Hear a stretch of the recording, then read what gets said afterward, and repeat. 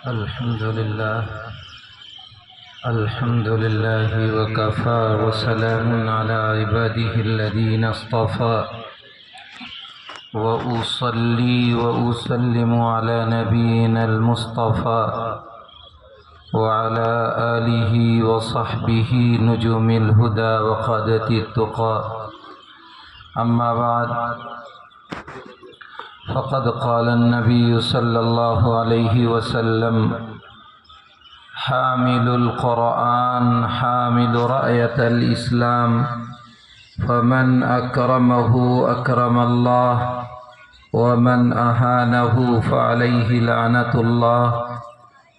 وقال صلى الله عليه وسلم: أكرموا حملة القرآن، فإن أكرمهم فقد أكرمني. وقال صلى الله عليه وسلم: علموا أولادكم القرآن، فإن القرآن يعلمهم كل شيء. وقال صلى الله عليه وسلم: إن في الجنة غرفا يرى بطونها من ظهورها وظهورها من بطونها. فقام الأعرابي فقال: لمن هي يا رسول الله؟ قال رسول الله صلى الله عليه وسلم: لمن أطاب الكلام وأطعم الطعام وأدام الصيام وصلى بالليل والناس نيام، أو كما قال عليه الصلاة والسلام. درود شریف پڑھ لیں. اللہم صلی علی سیدنا و مولانا محمد وعلی آل سیدنا و مولانا محمد کما بارکت و ترحمت و تعننت علی سیدنا ابراہیم انک حمید مجید. قابل قدر علماء کرام، بہت ہی معزز سامعین اعظام، بڑی امیدوں سے آئی ہوئی میری ماں اور بہنوں، اللہ رب العزت والجلال کا بڑا کرم، بڑا احسان، اس کا شکر ہے کہ اس نے اس تاریک ترین رات میں اپنی ذات سے نکلے ہوئے کلام کی نسبت پر اکٹھا ہونے کی توفیق عطا فرمائی. میرے عزیزو، کسی چیز کو سمجھنا ہو تو اس چیز کو سمجھنے کے لیے اگر اپوزٹ میں کوئی چیز رکھو تو وہ چیز بخوبی سمجھ میں آتی ہے. مثلا اس زندگی کو آپ سمجھنا چاہیں جو ہم آپ گزار رہے ہیں، تو اس کو سمجھنے کے لیے اگر ہم آپ سے سوال کریں کہ آپ نے ایک زندگی اپنے ماں کے پیٹ میں بھی گزاری ہے، وہ 9 مہینے کی زندگی اس زندگی کے مقابل میں یقیناً بہت مختصر ہے، لیکن ایک زندگی وہ بھی کہلاتی ہے. لیکن آپ سے کوئی پوچھے، کوئی سوال کرے کہ وہ زندگی کیسی گزری، تو ہر ایک یہی کہے گا جہاں نہ شعور ہو، نہ ادراک ہو، نہ احساس ہو، نہ نفع اور نقصان کی تمیز ہو، ایسی زندگی سے کیا فائدہ. یقیناً اس 9 مہینے کی زندگی کے مقابل میں یہ زندگی جو میری اور آپ کی چل رہی ہے، 60 سالہ، 70 سالہ، 80 سالہ، اگر ایام کو دیکھا جائے، دنوں کو گنا جائے، تو یہ 60-70 سالہ اس 9 مہینے کے مقابل میں بہت بڑی ہے. لیکن اگر یہی 60-70 سالہ زندگی ہم قبر کی زندگی کے مقابلہ کریں، جہاں میرے آبا و اجداد، میرے پرکھے کتنے دنوں سے سو رہے ہیں اور کب تک سوئیں گے کچھ پتہ نہیں.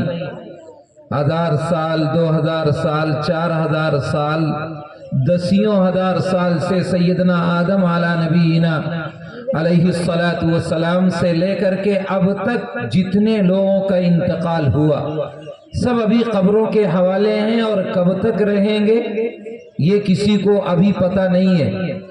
क्योंकि नबी करीम अलैहिस्सलाम ने से जिब्रील अमीन ने सवाल किया था क़यामत के बारे में कि अल्लाह के रसूल क़यामत कब आएगी, क़यामत के बारे में कुछ बता दीजिए। तो आपने सीधा सा जवाब दिया था मल मसऊलु अन्हा बिअअलम मिनस साइल, कि जिससे पूछा जा रहा है वो पूछने वाले से ज्यादा नहीं जानता। तो अभी कब तक सोएंगे कुछ पता नहीं। तो यकीनन इस 60-70 साल जिंदगी के मुकाबिल में वो कई 100 साल और कई हजार साल का कब्र में सोना और कब्र की जिंदगी इसके मुकाबिल में बहुत बड़ी है। और अगर कब्र की जिंदगी हम मैदान महशर के मुकाबिल में लें, जहां का एक हदीस के मुताबिक एक दिन 10,000 साल के बराबर होगा, और एक रिवायत के मुताबिक जहां का एक दिन 1,000 साल के बराबर होगा। अगर कब्र में 10,000 साल सोए हैं तो एक दिन के बराबर, 1,000 साल सोए हैं तो एक दिन के बराबर। तो ये कब्र की जिंदगी भी उस मैदान महशर की जिंदगी के मुकाबिल में कुछ भी नहीं है। और अगर एक कदम और आगे बढ़ जाएं, जन्नत और दोज़ख की जिंदगी ले लें, जहां अल्लाह रब्बुल इज्जती वल जलाल हमेशा हमेश की जिंदगी अता फरमाएगा। हदीस में आता है कि जब नामे आमाल बढ़ चुकेंगे, हिसाबो किताब हो चुका होगा, तो अल्लाह ताला पुलसिरात के करीब मौत को बुलाएगा और मौत मेढे की शक्ल में आएगी और अल्लाह रब्बुल इज्जती वल जलाल मौत के बारे में कहेगा कि इसको ज़बह कर दिया जाए और मौत को मौत दे दी जाए। वो मेढे की शक्ल में मौत आएगी और उसे ज़बह करा दिया जाएगा और फिर अल्लाह ऐलान करेगा, लोगों मौत को मौत दे दी गई है, अब कभी मौत नहीं आएगी किसी को। तो वो हमेशा हमेश की जिंदगी जो जन्नत या दोज़ख की है, जरा उस जिंदगी के मुकाबिल में इस 60, 70, 80 साल जिंदगी का मुआजना करिए। जरा सोचिए कि उसके मुकाबिल में इसकी कोई हैसियत है। लेकिन मुसलमान का मतमहे नजर, मुसलमान का टारगेट और मुसलमान का आइडियल, मुसलमान का पहुंचना, मुसलमान का सब कुछ यही 60 और 70 साल जिंदगी है। इसी में कमा ले, इसी में खा ले, इसी में वो घर बना ले, बच्चों की शादी कर ले, बैंक बैलेंस बना ले, अपनी जिंदगी ऐश के साथ इसमें गुजार ले। तो वो समझता है मैं दुनिया का सबसे कामयाब और कामयाब तरीन आदमी हूं, मुझसे कामयाब कोई नहीं है। लेकिन ये नहीं जानता कि ये मेरी मतमहे नजर और मेरी जिंदगी मकसूद नहीं है। अल्लाह के नबी ने फरमाया, इन्ना दुनिया खुलिकत लकुम व इन्नमा खुलिकतुम लिल आखिरह। लोगों, मैंने दुनिया तो तुम्हारे लिए बनाई है, लेकिन तुम दुनिया के लिए नहीं बनाए गए हो। तुम्हारा वजूद, तुम्हारी तख्लीक, तुम्हारा पैदा होना, ये सब आखिरत के लिए है, दुनिया के लिए नहीं है। लेकिन क्या मैं भी इसे सोचता हूं? क्या मेरी भी जिंदगी ये सोचती है कि मैं इस दुनिया में जियूं तो वहां सुरखरू होकर के उठूं? अल्लाह उठाए तो ऐसा महसूस हो कि नुज़ुलन मिन गफूरिर रहीम का मैं मिस्दाक हूं। अल्लाह की मेहमानी आज मेरे लिए हो रही है। आज कयामत में मैं खड़ा किया जा रहा हूं तो अर्श का साया फरिश्तों मुझे पुकार रहे हैं कि आइए, अर्श का साया आपके लिए है। फरिश्ते नामे आमाल दाएं हाथ में देने के लिए बेताब हैं। अल्लाह नामे आमाल तौले तो नेकियां बढ़ी हुई हैं। हम जरूरत जिंदगी और मकसद जिंदगी में फर्क करते हैं। क्या मकसद जिंदगी मेरा और आपका यही है जो हम और आप कर रहे हैं? कोई किसी को मार रहा है, कोई किसी को सता रहा है, पड़ोसी का जीना दूभर कर रखा है। क्या मेरा मकसद जिंदगी यही है? क्या इतना बड़ा मजमा बैठा हुआ है? हजरत कारी साहब का बयान अभी हुआ कुरान के ताल्लुक से बैठा हुआ है। इन हुफ्फाज, उलमा और कुर्रा को निकाल दीजिए। یہ قرآن پڑھنے والے اور پڑھانے والوں کو نکال دیجئے۔ اس اتنے بڑے مجمع میں کیا 10 لوگ اتنے مل سکتے ہیں جنہیں قرآن کی 10 سورتیں اس طرح یاد ہوں جیسے تلفظ کے ساتھ، ادائیگی کے ساتھ، قرآن کے صحیح مخارج کے ساتھ؟ میں پورا قرآن 110 سورتیں نہیں کہہ رہا ہوں، کیا ہمیں 10 سورتیں قرآن کی یاد ہیں کہ میں امام صاحب نہ ہوں، عالم صاحب، حافظ صاحب، مفتی صاحب نہ ہو تو میں بلا جھجک مصلی پر کھڑے ہو کر کے نماز پڑھا لوں؟